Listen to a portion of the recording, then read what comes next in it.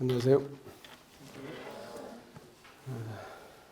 마태복음 잠깐 보겠습니다. 14장 22절부터 제가 읽겠습니다. 예수께서 즉시 제자들을 제촉하사 자기가 무리를 보내는 동안에 배를 타고 앞서 건너편으로 가게 하시고 무리를 보내신 후에 기도하러 따로 산에 올라가시니라. 저물매 거기 혼자 계시더니 배가 이미 육지에서 술이나 떠나서 바람이 거스림으로 물결로 말미암아 고난을 당하더라. 밤 사경에 예수께서 바다 위로 걸어서 제자들에게 오시니 제자들이 그가 바다 위로 걸어오심을 보고 놀라 유령이라 하며 무서워하고 하며 소리 지르거늘 예수께서 즉시 이르시되 안심하라 내니 두려워하지 말라. 베드로가 말라. 여기까지만 보겠습니다. 31절도 읽어야겠네요. 예수께서 즉시 손을 내밀어 그를 붙잡으시며 이르시되 믿음이 작은 자여 왜 의심하였느냐 하시고 배에 함께 오름에 바람이 그치는지라. 배에 있는 사람들이 예수께 절하며 이르되 진실로 하나님의 아들이소이다 하더라. 아멘. 성경에 보면 이렇게 그 풍랑을 만난 그 사건이 몇 번이 나타납니다. 한 번은 그 마태복음 8장에 보아도 이와 같이 거라사 지방으로 건너가시기 직전에 건너가시는 동안에 풍랑이 일어가지고 그때도 제자들이 큰 욕을 이렇게 보게 되었습니다. 근데 이제 이 풍랑이 일고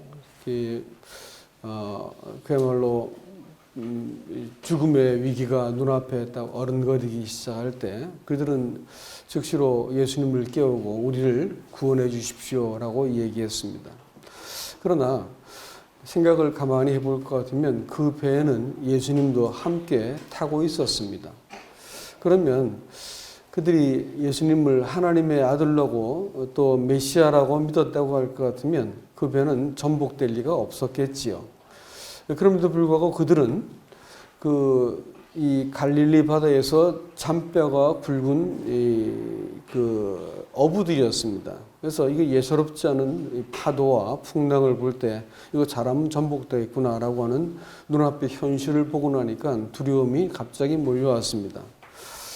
자기의 능력의 범위를 딱 벗어난 일을 만나게 되어질 때 예수님이 함께 배에 타고 있었음에도 불구하고 한 개도 안 보이고 그만 이렇게 예수님을 흔들어 깨우고 우리를 살려달라고 이렇게 비명을 질러댄 것이죠.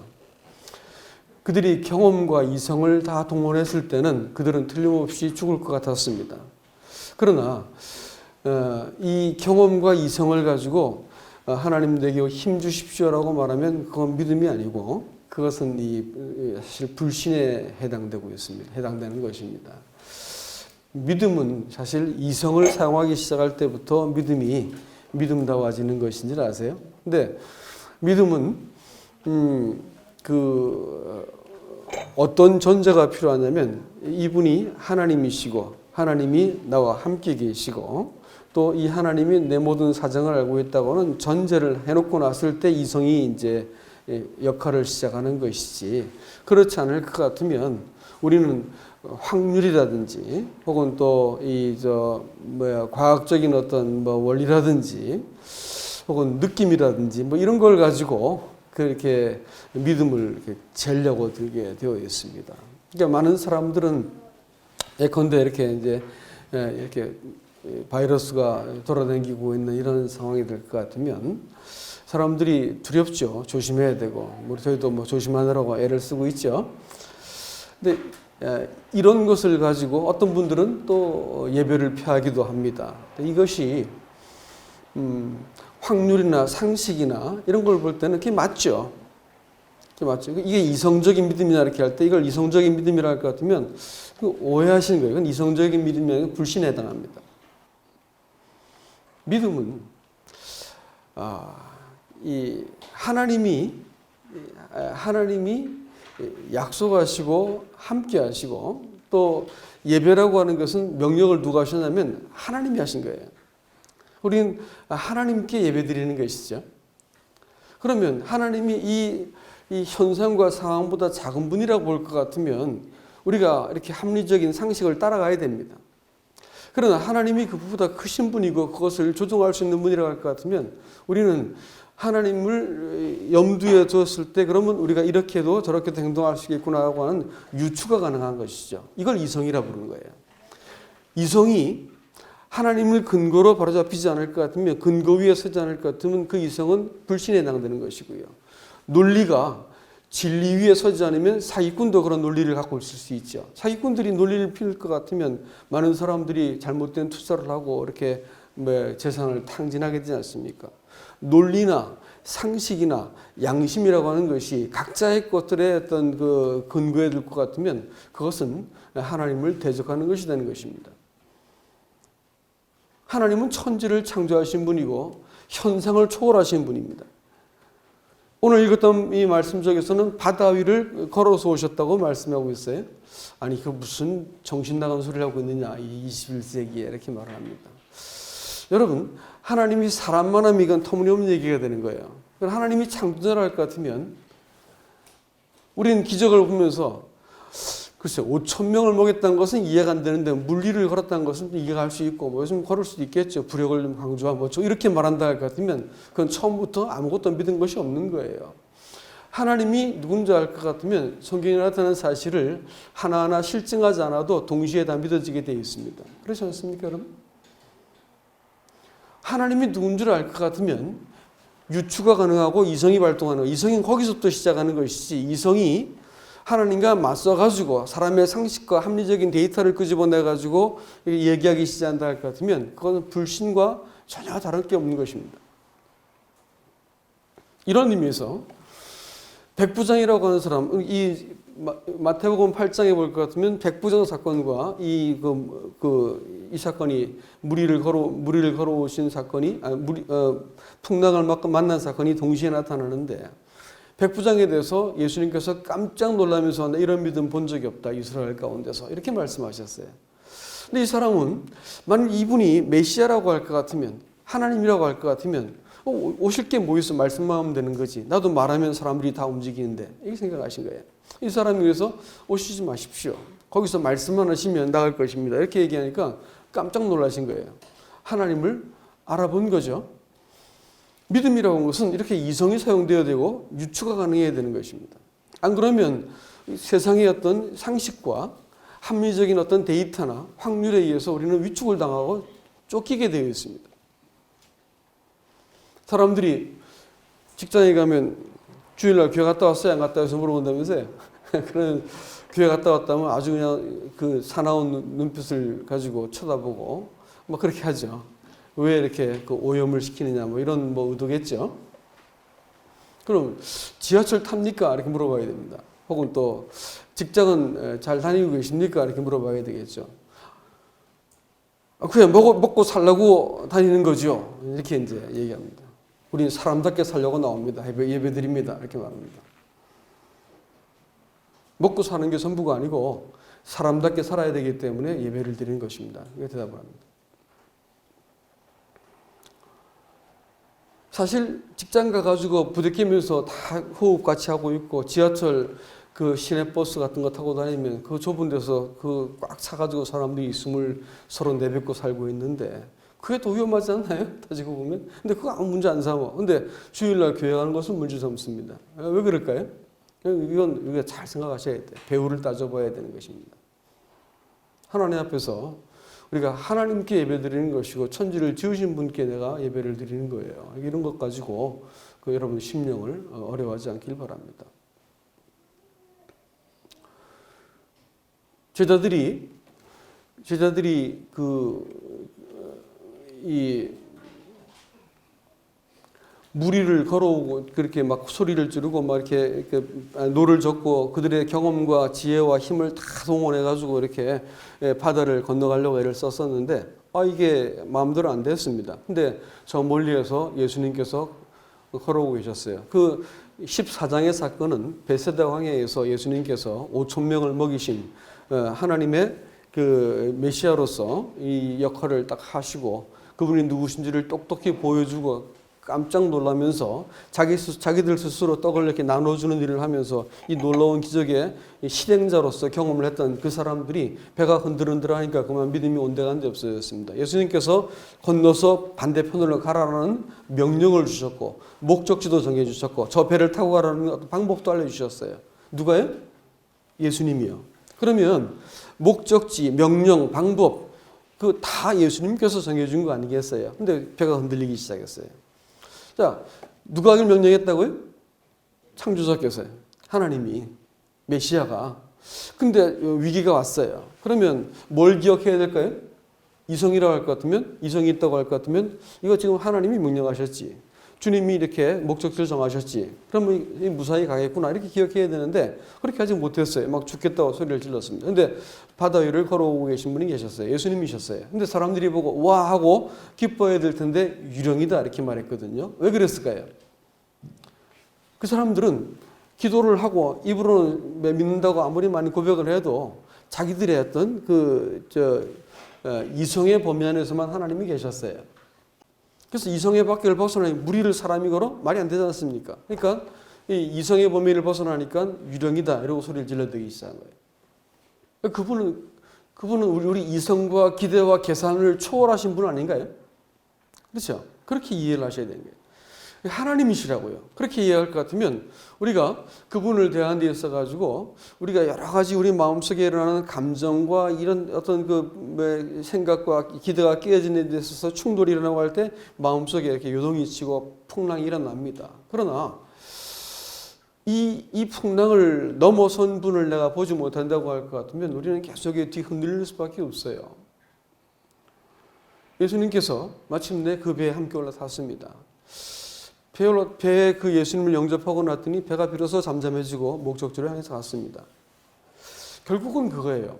예수님이 우리 마음속에 계셔야 될 그 자리에 계시는 것이 그것이 신앙인 것입니다. 하나님을 하나님으로 알아보는 것 그거 쉬운 것 같지만 쉬운 것이 아닙니다. 하나님은요 구원을 어떻게 하셨냐면 불교에서 말하는 것처럼 깨달음을 팍 줘가지고 해가지고 구원받게 만드시지 않았어요. 아세요? 또 수행을 많이 하고 이렇게 자기를 잘 이렇게 훈련시켜가지고 어떤 경지에 도달하는 이런 수행을 통해서도 구원을 주지 않으셨어요. 병고침 자체가 구원일 수 없고요. 귀신을 쫓아내는 것도 구원일 수 없고요. 예? 이런 것들은 이 구원의 어떤 한 빛깔을 보여줄 것이지 구원을 한마디로 딱 말하면 구원을 뭐라 부를까요? 구속이라 불러요. 구속. 그렇죠? 근데 왜 구원을 구속이라 부를까요? 구속이라는 것은 뜻이 뭐라고요? 값을 주고 사신다는 뜻이죠. 속자가 매매할 속자니까. 그러면 구속이라고 하는 것은 하나님이 우리를 자기의 소유로 삼는 방식으로 우리를 구원하셨다 이렇게 말씀했지 않습니까? 자, 그러면 죄가 이렇게 되면 죄가 뭔지가 뚜렷해지는 거예요. 죄는 뭘까요? 죄는 내가 당신 것이 아닙니다라고 말하는 거예요. 아시겠어요? 죄는 내가 당신 것이 아닙니다라고 말하는 것이 죄라고요. 그래서 내 인생은 내 것이고 내 마음대로 살아야 되고 이게 내 소유고 내 주관이고 내 책임이고 이렇게 생각하는 거예요. 그러니까 어떤 위기가 딱 올 때 신앙의 본질이 딱 드러나 버리는 거예요. 신앙의 무게가 바이러스만 못하면 어떡해. 신앙의 믿음의 크기가 겨자씨는 안 두고 바이러스보다 커야지. 바이러스가 쩔쩔매고 있으면 안 되겠죠. 여러분 이 위기가 딱 올 것 같으면 선택을 해야 되는 거야. 믿을 것인가 아니면 내 계산을 따를 것인가 내 상식과 어떤 내가 내 자기 경영 내가 조심하고 준비해서 하는 이 길을 선택할 것인가 결정을 해야 되는 거예요. 왜냐하면 책임이 따르기 때문이죠. 근데 인생이 내 것이고 나 혼자뿐이라면 이 책임을 내가 믿음이라는 것을 이렇게 그런 위기를 그런 어떤 위험 요소를 내가 받아들일까요? 그런 도박 같은 일을 내가 할까요? 믿음이라고 하는 보이지 않는 것을 붙잡으려고 할까 안 할까요? 그게 얼마나 뜬구름 잡는 거겠어요? 말이 안 되는 거예요. 안 되게 돼 있어요. 절대 못 합니다. 인생이 제 것이고 지게 다 책임져고 자기 혼자뿐이라 할 것 같으면 절대 못하는 거예요. 못 믿어요. 믿는 척 할 수 있죠. 위기가 없는 동안은 취미생활 하듯이 교회 나와주고 그냥 믿음으로 지절거려주고 찬송도 불러주고 기도도 해줄 수 있어요. 그렇지만 딱 위기가 오면 믿음은 온데간도 없고 그 근거가 사라져 버리는 거예요. 왜요? 인생이 지 건데 어떻게 그렇게 해. 이거 책임 내가 다 져야 되는데 이렇게 되는 것이죠. 그런데 말이죠. 하나님이 나를 구속하셔서 자기의 소유를 삼으셨고 내 생명이 그분의 것이고 그분이 나를 소유하신 방식으로 나를 구원하셨다는 것이 분명하다 할 것 같으면 여러분 얘기가 달라지는 거예요. 인생의 책임을 누구랑 같이 지는 거예요? 하나님과 같이 지는 거예요. 나는 누구 거예요? 하나님 거예요. 살아도 죽어도 서도 넘어져도 잘 돼도 못 돼도 하나님 것으로 사는 것이라고요. 이렇게 볼 것 같으면 믿음은 아주 단순해지는 것이에요. 회개는 뭐예요? 아, 주님 내가 인생을 내 것으로 살았습니다라는 것을 고백하는 거고 내 것으로 내가 인생을 자기 경영을 하고 애를 쓰는 것으로부터 돌아서야 되는 것이에요. 안 그러면 안 되는 거예요. 그게 죄가 된다고요. 그게. 예? 죄라고 하는 것은 이 소유권을 자기 것으로 내 생명의 소유권을 자기 것으로 했기 때문에 그걸 죄라고 부르는 거예요. 아시겠어요? 스스로 하나님이 된 것이라고요. 하나님의 주권을 인정하지 않고 자기가 스스로 하나님 되기 시작한 것이 에덴 동산에 있어서 일어난 첫 번째 죄였습니다. 왜 다른 사람을 비판하는 것이 죄가 되는 줄 아세요? 그게 비판하는 것이 나쁜 거기 때문에 아니라고요. 그런 단세포적인 생각하지 않기 바랍니다. 딴 사람을 미워하고 판단하는 것이 죄이기 때문에 아니에요. 그런 뜻이 아니에요. 딴 사람을 비판하는 것은 내가 무엇을 생각하는 건지 아십니까? 네? 자기가 하나님의 자리에 올라가는 거예요. 성경이 그렇게 미워했던 하나님이 아니잖아. 우린 피조물이잖아요. 그렇죠? 그런데 하나님같이 되겠다는 거예요. 그래서 자기 기준을 가지고 아내와 남편과 자식과 부모와 형제와 뭐 다 판단하는 거예요. 그래가지고 이 사람의 판단 앞에 사람이 견뎌낼 수가 없어. 그러니까 왜 죄가 되냐면 하나님이 계셔야 될 자리에 누가 앉은 거예요? 사람이 지가 앉은 거야. 그러니까 죄가 되는 거예요. 아시겠어요? 그래서 죄가 되는 거예요. 내가 왜 불안하고 염려해야 하는지 아세요? 하나님의 소유권을 인정하지 않기 때문에 내가 불안하고 두려워하는 거예요. 이게 죄가 되는 겁니다. 믿음이 부족한 게 아니에요, 여러분. 죄라고요. 아시겠어요? 믿음이 부족한 게 아니고 죄란 말이에요, 이게. 소유가 하나님이신데 왜 주저넘게 나와가지고 불안해하느냐 말이에요. 여러분, 친구가 장기 출장을 가면서 차 없는 나를 위해서 자기 키를 맡기고 갔어요. 그래서 1년 만에 돌아왔어. 그럼 차를 어떻게 해야 돼? 맡겨야 돼, 돌려줘야 돼? 하나님께 맡깁니다, 내 인생을. 이렇게 말하는 말이 맞는 말일까, 틀린 말일까? 잘 생각해 보시라고요, 여러분. 하나님께 맡깁니다라는 말이 맞는 말이요, 틀린 말이요? 말할 자신이 없어서 그런 거예요? 왜 대답을 안 해, 이거? 하나님께 맡깁니다 말이 맞는 말이요, 틀린 말이요? 틀린 말이요. 하나님 건데 무슨 뭘 맡겨?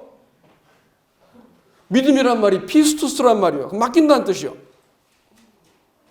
내 것일 때 맡긴다는 말이 성립될 수 있어. 내 게 아니면 어떻게 돼?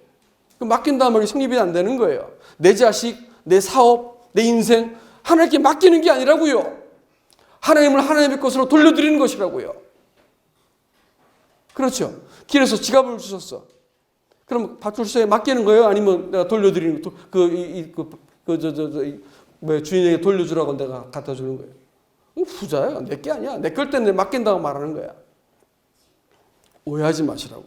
신앙이라고 말하는 것은 우리는 하나님의 소유권을 도전한 것이 죄가 되었고 하나님의 이 기준을 내가 내 것으로 가져가지고 내가 내 기준을 하나님보다 더 앞세우기 시작할 때 죄가 되어가지고 에덴성이 깨어져 버리고 그들의 평안과 또 이 부요함과 안식할 수 있는 것을 다 잃어버렸어요. 그때부터 수고와 불안과 인생을 쫓겨다니면서 어디에도 안식하지 못하고 살아가게 된 것이 인생이었습니다. 여러분, 그렇다고 할 것 같으면 오늘날 똑같이 하나님은 구원을 뭘로 하시냐면 자기 이름으로 하세요. 아세요? 구원을 하나님이 이름으로 한다는 말을 여러분 쉽게 넘기지 마시기 바랍니다. 구원을 자기 이름으로 구원한다고 하는 것은 내가 삼성을 다니면 삼성맨이다라는 거예요. 그러면 삼성맨으로서의 어떤 품위와 또 직장에 대해서 어떤 약속한 충성과 또 내가 이렇게 약속을 지키면서 내가 최선을 다하는 것을 보여주자면 잘리는 거야. 그렇죠? 그렇게 되는 겁니다.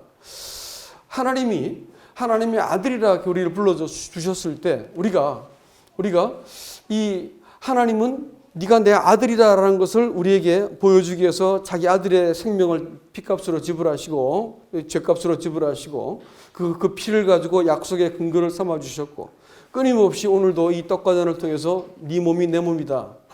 네 안에 내가 있고 내 안에 네가 있다라는 것을 말씀해 주셔요. 그러면 그리스도의 삶이라고 하는 것은 뭘까요? 하나님과 함께 동행하는 것이요. 하나님과 함께 내가 합일하는 것이요. 그 안에 내가 머물러 사는 것이요. 이게 신앙이기 때문에 하나님은 계속해서 우리의 신분을 기억나게 만드시고 인생을 살아갈 때 너 내 거야, 너 내 거야 이렇게 말씀해주고 내가 그리스도와 함께 죽었고 살은 사람이지. 내가 그리스도처럼 처신해야 되는 것이지. 내가 그리스도 안에 내가 있는 것이지. 내가 그리스도인이야. 난 그리스도로서 이 땅에 보내진 사람이야 라고 하면서 내가 맡겨진 직장과 일 가운데서 내가 정직하고 최선을 다하고 속이지 않고 부지런하게 내가 내 일들을 감당하게 되는 것입니다. 하나님께서 그런 사람을 기원하시는 거예요. 그러니까 신앙이라고 말하는 것은 내가 그 이름값하고 사는 거예요. 근데 그 이름으로 내 불려지기에 합당한 사람이 되게 만드시는 거예요. 그런데 사람이 이 땅에 살면서 분수넘게 주저넘게 맡긴다 해놓고 말로는 다 맡겼는데 온갖 걱정은 다 하고 간섭은 다 하는 거예요. 네? 믿습니다. 그런데 그건 말장난하고 있는 것이지. 믿고 있지 않기 때문에 자꾸 믿는다라는 것이지. 하나님께서 당신에게 맡겼습니다라고 말할 때 그래도 시편 37편 5절에서는 너희를 네 염려를 다 주께 맡겨라 이렇게 말씀하신 그것은 우리에게 하나님께서 네 것을 나한테 맡겨라는 그런 뜻으로 그 말씀을 사용하신 것이 아니고 시편 37편의 말씀은 그 염려를 하나님께 맡겨라라고 이렇게 말씀하고 있는 그 이유는 우리가 마땅히 하나님의 것으로 살아야 된다는 것을 강조하게 합니다. 안 맡기면 뒤에 끊어진다라고 하는 이 징계를 말씀하시는 거예요. 맡기지 않으면 징계가 있다는 거예요. 그러니까 이 말은 하나님의 것이기 때문에 하나님의 것으로 돌려라는 것을 우회적으로 알아듣게 말씀해 주신 것입니다. 여러분, 신앙이라고 말하는 것을 우습게 보지 않길 바랍니다. 지적인 동의나 탁월한 어떤 성경적인 교리에 대한 동의가 아니에요. 내 견해가 아니라고요. 그것은 삶 속에서 실제로 내가 행동으로 반응하는 것입니다. 잘못되거나 실패하지 않는 사람을 말씀드리는 게 아니에요. 실패하고 넘어지고 부딪히고 안 될 수가 있어. 이럴 때 돌아보는 거예요. 돌아보고 이게 내가 분수를 지났구나. 내가 하나님의 것을 내가 내 임의로 인생을 내가 주관하려 했은 거구나. 이렇게 내가 생각이 들어지게 되어지고 내가 이렇게 근심하고 염려하는 그것은 내가 내 믿음의 근거를 하나님께 두지 않고 내 자기 경영에 두었구나. 기억하라는 거예요. 사람이 그래서 원래 자리에 돌아와서 내가 하나님 안에 딱 들어있고 그리스도의 이름으로 불려지는 사람 되는 것을 지금 그걸 원하셔요. 예배는 무릎 꿇다는 말이에요. 빳빳하게 서 있던 내 생각과 견해와 계산이 딱 무릎이 꿇어지면 바라크 되는 거예요. 무릎이 꿇어질 것 같으면 하나님만 우리 가운데서 온전하게 우리를 다 품으시는 것이라고. 예배 가운데는 늘 한 분만 드러나게 되어 있어요. 우리의 모든 생각과 감정과 문제들은 다 거기서 무릎을 꿇게 되어 있는 거고 하나님만 딱 이렇게 주목이 되어지고 그분만 나서게 되는 것입니다. 그러니까 이 예배를 통해서 우리는 누구를 기억해야 된다고요? 그리스도. 그분이 내 생명을 대신한 분이라는 것을 꼭 기억할 수 있기를 주님 이름으로 부탁합니다. 또 이 소동스러운, 이 소란스러운 이 세상 가운데서 우리는 최소한 흔들리지 말아야죠. 그렇죠? 우리 흔들리지 말아야 돼요. 우리가 그렇다고 막 가서 행동하는 뜻이 아니고 의연하게 조심합시다. 예? 마스크 쓰지 말란 말이 아니고 다 하세요. 딴 사람들 걱정하니까 다 써주고 하자고요. 그렇지만 우리가 가장 중요한 이 원리에 대해서 가장 중요한 이 도리에 대해서 포기하지 않기를 주님 이름으로 부탁드립니다. 이상입니다.